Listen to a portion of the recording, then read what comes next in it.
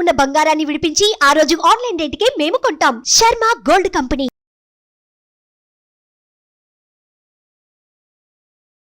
నమస్తే, welcome to Suman TV. నేను మీ యామిని.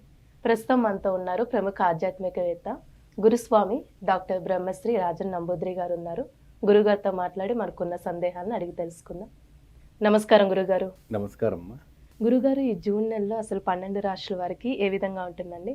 ముందుగా మనకి మేషరాశి కాబట్టి మేషరాశి గురించి తెలియచేయండి గురుగారు. శ్రీ మహాగణపతి దేవతభ్య నమః. చూసే వీక్షబంధులకి నమస్కారం. అందరు కూడా మంచి జరగాలని ఒక భావన. మేషరాశికి జూన్ మాసంలో అంటే 6వ మాసంలో మనం పడుతున్నాం.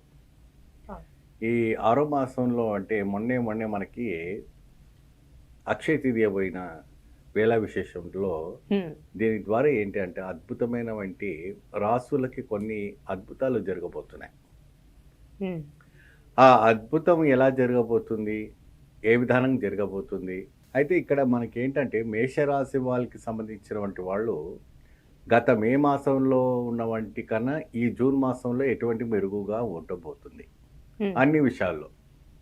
మ్యారేజ్ పరంగా కావచ్చు, ఉద్యోగం పరంగా కావచ్చు, మరి వ్యాపారం పరంగా కావచ్చు, వ్యవసాయ రంగంలో ఉన్న వాళ్ళు కావచ్చు, మరి కోర్టు కేసు కచేరీలు ఉన్నటువంటి వాటికి కూడా మనకి ఇక్కడ కనబడుతుంటుంది.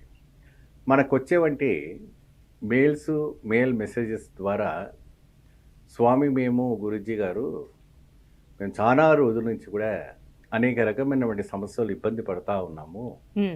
ఎటువంటి అయినా ఒక పుణ్యక్షేత్రం కానీ, ఎటువంటి అయినా ఒక పుణ్యమైన వంటి శక్తిపీఠాల్లో కానీ మేము వెళ్ళి పరిహారం చేసుకుంటే పర్మనెంట్గా మాకు ఈ దోషాల నుంచి విముక్తి కలుగుతుందా అని మనకు మెయిల్ మెసేజ్ ద్వారా వాళ్ళు పంపించడం జరిగింది. దానిపైన నేను పరిశోధన చేసి ప్రేక్షకులకి, సుమన్ టీవీ చూసేవంటి ప్రేక్షకులకి వాళ్ళకి నేను వివరించి చెప్తాను. ముందుగా మేషరాశి వాళ్ళకి 11 లాభము, 12 నష్టము జూన్ మాసంలో. అంటే ఒక అటు ఇటు ఉంటుంది. చూసి ఖర్చు ఆదాయం పెట్టుకోవడం చాలా మంచిది. అలానే ఇప్పుడు వ్యాపారస్తులకి ఏ విధంగా ఉండొచ్చండి ఆర్థికంగా చూసుకున్నట్లయితే? వ్యాపారం పరంగా మనం చూసుకున్నట్టయితే ఆ వ్యాపారం అనేక రకమైనటువంటి వ్యాపారాలు ఉంటాయి. ఎటువంటి వ్యాపారం ఉంటుంది? బట్టల వ్యాపారము, ఫుడ్ వ్యాపారము, ఏమా మరి అనేక రకమైన గోల్డ్ బిజినెస్ కానీ, డబ్బులు బిజినెస్ కానీ, ఫైనాన్స్ బిజినెస్ కానీ, తర్వాత అనేక రకమైనటువంటి వైన్స్ వ్యాపారాలు, అలాంటివన్నీ కూడా బిల్డ్ సిస్టమ్స్ అన్నీ ఉంటాయి. అయితే పెట్టుబడి పెట్టినటువంటిది లాభదాయకంగా రావటంలో ఏమైనా మనకు మెరుగు కనపడబోతుందా, ఏమైనా మనకి లాభదాయకంగా ఉండబోతుందా అంటే ఖచ్చితంగా ఉండబోతుంది. గత మాసం కానీ ఈ మాసంలో ఇంకా కాస్త మీకు రావటానికి జరుగుతుంది. 6వ నెలలో మనం పడుతున్నాం కాబట్టి ఈ 6 నెలలు మీకు విశేషమైనటువంటి జూన్ మాసం అంతా కూడా మంచి లాభదాయకం రావడం. ఖర్చు వచ్చేటప్పటికి కొద్దిగా జాగ్రత్తగా మీరు చూసి ఖర్చు పెట్టుకుంటే మీకు చాలా మంచిగా ఉంటుంది. ఎక్కువగా వస్తుంది కదా అని ఓవర్ఫ్లోర్గా మనం ఖర్చు పెడుతూ ఉంటే అది అనేది మనకు చేతికి దక్కదు. మీరు అంత మాదిరి చూసి చేసుకోవడం చాలా మంచిది. అంటే రాశి వారికి ఏమైనా ఆరోగ్య సమస్యలు అంటూ ఉన్నాయండి?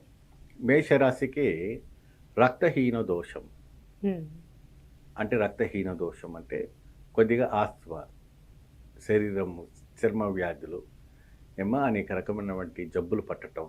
ఎందుకు ఋతువులు, వసంత ఋతువు నుంచి ఋతువులు మారుతున్నాయి కాబట్టి ఇప్పుడు వచ్చేవంటి అంతా కూడా రెయినీ సీజన్ కాబట్టి వాళ్ళకి రోగ నివారణమైనటువంటి ఒక వ్యాధి అనేది రావటం అనేది జరుగుతుంది. దాంట్లో కూడా కాస్త వీళ్ళు చూసుకొని అడుగు వేసి దానికి కావాల్సినటువంటి ఏర్పాటు చేసుకుంటే సరిపోతుంది.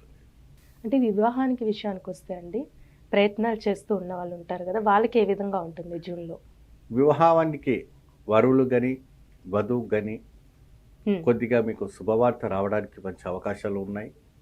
ఇక్కడ మనకి ముహూర్తాలు లేకపోయినప్పటికి కూడా మీరు నిశ్చితార్థానికి కావాల్సినటువంటి ఏర్పాటు చేసుకొని ఆ తర్వాత కార్తీక మాసంలో ముహూర్తాలు ఉంటాయి కాబట్టి అప్పుడు మీరు నిశ్చితార్థాలు కానీ ముహూర్తాలు కానీ పెట్టుకుంటే చాలా బాగుంటుంది.